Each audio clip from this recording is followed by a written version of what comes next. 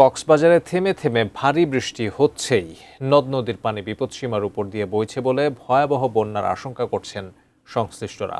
রামুর বাঁকখালী নদীর তীর থেকে বিস্তারিত জানিয়েছেন কক্সবাজার প্রতিনিধি অর্পণ বড়ুয়া। এই মুহূর্তে আমি রয়েছি কক্সবাজারের রামু উপজেলার বুক চিরে প্রবাহিত হওয়া কক্সবাজারের রামু এবং সদর উপজেলার বুক চিরে প্রবাহিত হওয়া বাঁকখালী নদীর পাড়ে অবস্থান করছি। তেমনি ভাগারমুখ এলাকায় অবস্থান করছি।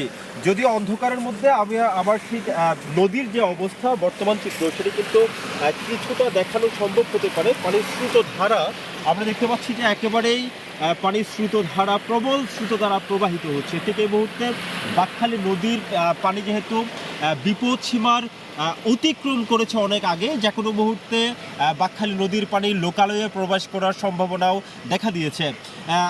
ভারী বৃষ্টিপাত যদি অব্যাহত থাকে তাহলে কক্সবাজারে বলা যায় যে একেবারে ভয়াবহ বন্যার কবলে পড়তে পারে। ইতিমধ্যেই মাতামুহুরী নদীর পানি বন্যায় প্লাবিত হয়ে মাতামুহুরী উপজেলা এবং পেকুয়া চকরিয়ার হাজার হাজার মানুষ গৃহবন্দী হয়ে পড়েছে, পানিবন্দী হয়ে পড়েছে। এই মুহূর্তে আমি একটি স্থানীয় একজন জনপ্রতিনিধির সাথে কথা বলতে চাই।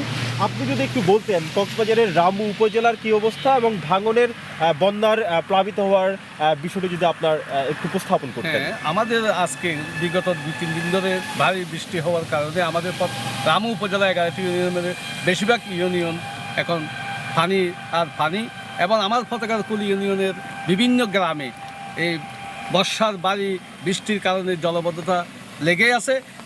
এর মধ্যে আমাদের বাঁকখালী নদীর আজকে ভারী বৃষ্টির কারণে প্রচুর পরিমাণ পানি, বিভিন্ন স্পটে ভাঙনের আশঙ্কা করছি আমরা।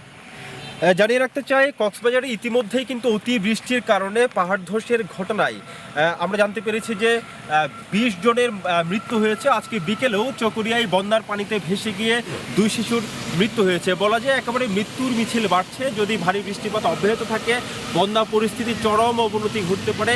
ইতিমধ্যেই কক্সবাজারের যে 10টি উপজেলা আছে 10টি উপজেলার বলা যায় 50 থেকে 60% অঞ্চল নিম্নাঞ্চল ইতিমধ্যে আসলে পানির নিচে তলিয়ে গিয়েছে। ফসলি ক্ষেত, মৎস্য ঘেট থেকে শুরু করে কৃষিখাতের ব্যাপক ক্ষয়ক্ষতির আশঙ্কা করা হচ্ছে। কক্সবাজারের বাঁকখালী নদীর তীর থেকে এটুকুই ছিল এখানকার বন্যা পরিস্থিতির সবশেষ খবর।